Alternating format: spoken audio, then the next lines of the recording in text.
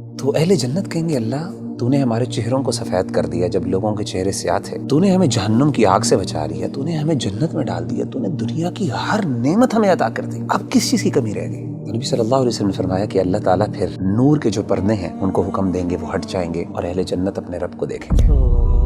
اس پوری جنت میں کوئی ایسی نعمت نہیں ہوگی جو اس نعمت سے بڑی نعمت ہوگی کہ جب ایک بندہ اپنے رب کو دیکھے گا، رب کو دیکھے گا، رب کو دیکھے گا، رب کو دیکھے گا۔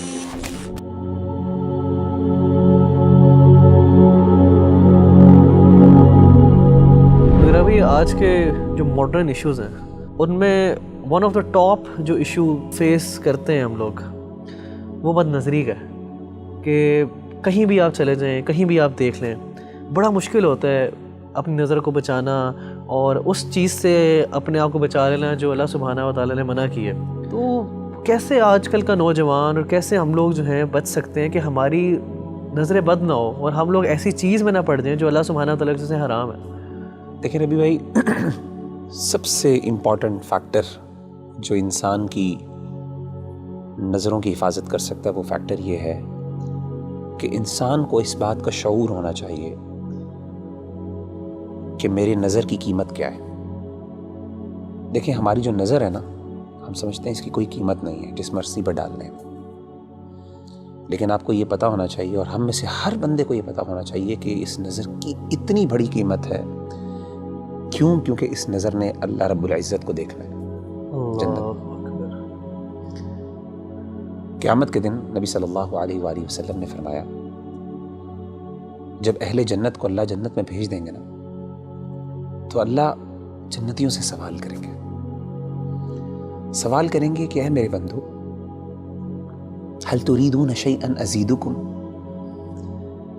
کیا تمہیں کوئی چیز اور بھی چاہیے تاکہ میں تمہیں دوں؟ تو اہل جنت کہیں گے اللہ کون سی ایسی نعمت ہے تو نے ہمارے چہروں کو سفید کر دیا جب لوگوں کے چہرے سیاہ تھے، تو نے ہمیں جہنم کی آگ سے بچا لیا، تو نے ہمیں جنت میں ڈال دیا، تو نے دنیا کی ہر نعمت ہمیں عطا کر دی، اب کس چیز کی کمی رہ گئی؟ تو نبی صلی اللہ علیہ وسلم نے فرمایا کہ اللہ تعالیٰ پھر نور کے جو پردے ہیں